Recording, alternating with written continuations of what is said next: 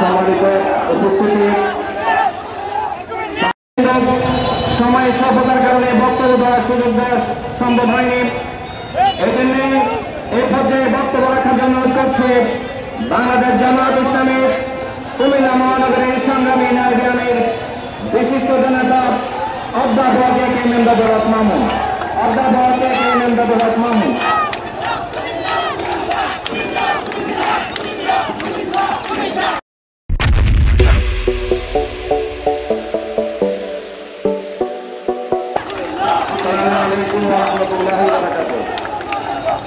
সম্মানিত আজকে মিছিল পূর্ব সমাবেশের সভাপতি, বাংলাদেশ জামায়াত ইসলামীর কেন্দ্রীয় কর্মসূচির অন্যতম সদস্য, কুমিল্লা ৬ আসনের আগামী দিনের জনগণের আশা আকাঙ্ক্ষার প্রতীক জনতা কাজী দিন মোহাম্মদ, কুমিল্লা দক্ষিণ জেলা আমির অ্যাডভোকেট মোহাম্মদ শাহজাহান, উত্তর জেলা আমির অধ্যাপক আব্দুল মতিন, অন্যান্য নেতৃবৃন্দ, ইসলামী ছাত্র শিবির সহ কুমিল্লার আবহাওয়া জনতা, সম্মানিত উপস্থিতি, আজকে সবচেয়ে চলমান যে ইস্যু কুমিল্লার জন্য আমাদের ভাইয়েরা পাশাপাশি আন্দোলন করছে, প্রথমে আমরা তাদের আন্দোলনের প্রতি সমর্থন জানাচ্ছি।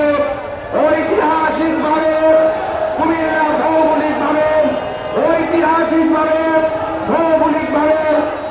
ভৌগোলিক কারণে কুমিল্লা বিভাগ করতেই হবে।